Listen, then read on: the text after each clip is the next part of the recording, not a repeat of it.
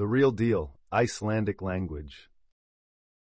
Í mörg hundruð ár hafa heiðingjar ekki tilbeðið Guð í anda og sannleika eins og segir í Jóhannesi 4:23.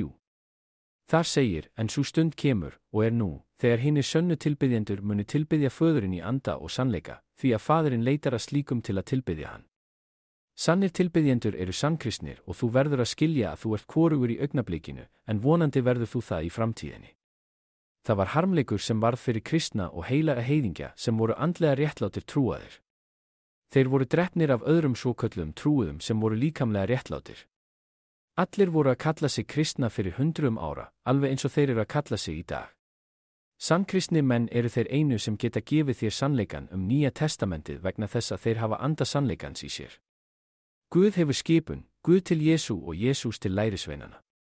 Sannleikurinn og leyndardómurinn var opinberaður lærisveinunum.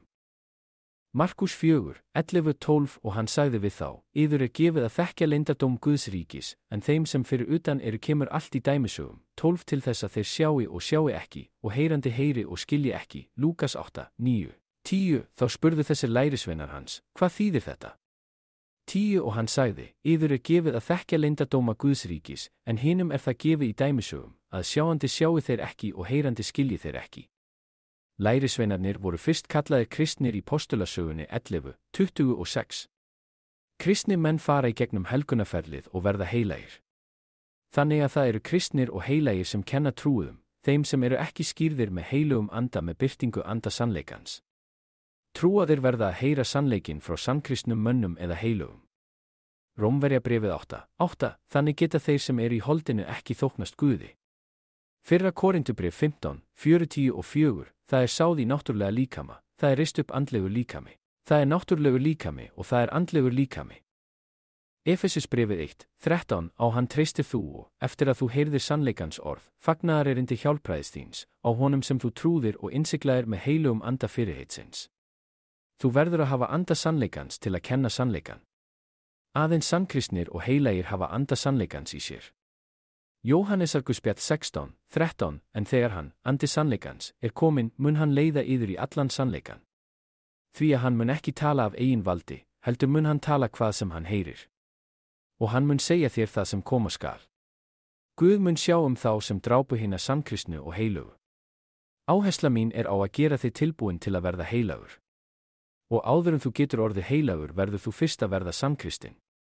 Sannkristinn maður er fylltur heilugum anda og talar öðrum tungum, eins og segir í postulasögunni 2:4. Það er kaldhæðnislegt að þeir sem taka þátt í að drepa sannkristna menn séu að kalla sig kristna. Það hefur ekki verið einn sannkristinn maður frá því að allir sannkristni menn voru drepnir fyrir hundruðum ára. Bara vegna þess að þú kallar þig kristinn gerir þig ekki að einum. Þú verður að uppfylla skilgreiningu Guðs í Nýja testamentinu.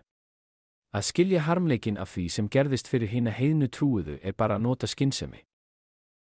Það voru líkamlega réttlátir trúaðir sem vildu stjórna andlega réttlátum trúuðum með peningum, völdum og stjórn. Eina leiðin sem þeir gátu stjórna þeim var með því að drepa þá. Þeir myndu frekar deyja en breyta sannleikanum í orði Guðs vegna þess að þeir höfðu anda sannleikans í sér.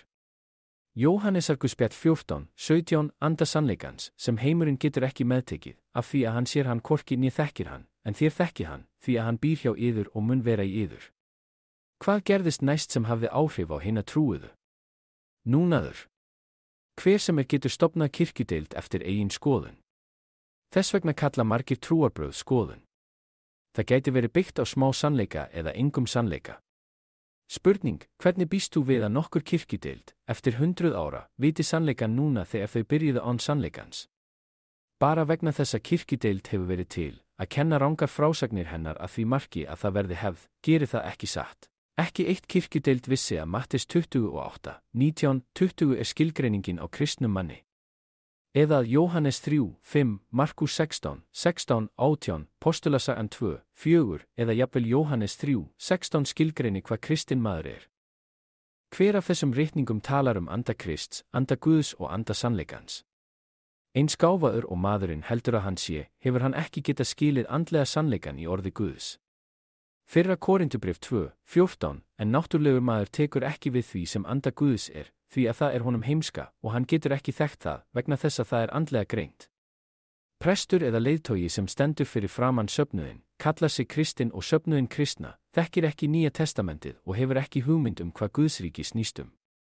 Af hverju berðu þig ekki saman við lærisveinana sem voru kallaðir kristnir eftir að þeir voru skírðir af heilugum anda?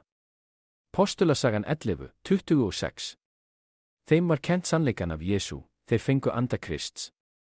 Jóhannes 20, 22, þeir fengu anda Guðs og anda sannleikans þegar þeir voru skírðir af heilugum anda. Postulasagan 2, 4 og þú verður að tala tungum. Markus 16, 17.